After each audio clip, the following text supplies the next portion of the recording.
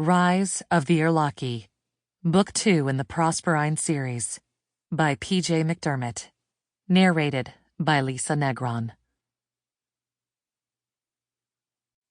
The Son is coexistent with the Father, which means Jesus was not merely a man. He took the form of a man to fulfill God's purposes.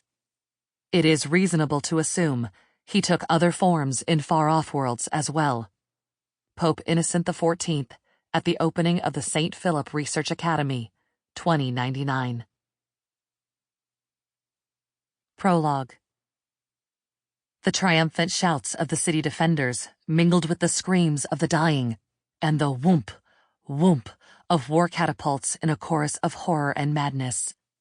An ear-splitting screech sounded like some phantasm from hell pierced the walls of the secret room. Thurl flinched, clutching his ears. He'd seen firsthand the savagery of the Karakai attack and endured the terrifying death cries of the Bikashi soldiers as the bird reptiles feasted on their still-living flesh. When his master signaled the retreat, he'd been almost giddy with relief. "This battle is lost," Sequana acknowledged as his lieutenants urged their steeds to haste. "But the war will go on." The leader of the Pharlaxian rebels, intent on returning the country to its fundamentalist past, had charged Thurl with bringing the legendary sword of Connaught to him. Thurl considered the honor well-deserved.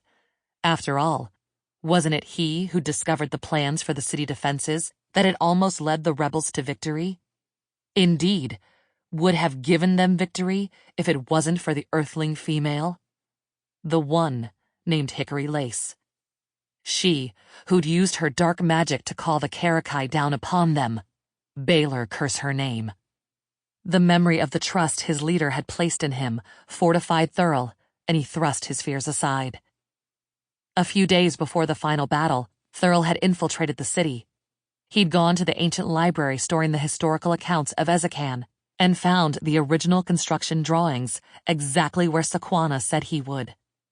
He'd memorized the route through the maze of tunnels that led under the mountain and into the temple of Baylor, and he was confident he'd taken the right turns. He examined the rock wall blocking the path in front of him. 4 small depressions scarred the otherwise smooth surface. He placed his fingers in the cavities and pushed. The rock face swung gently away from him, and a shaft of light greeted him from the other side. Thurl peered through the crack. Seeing no one, he slipped inside. He'd come to the temple many times in the normal course of events, and Sample complete. Ready to continue?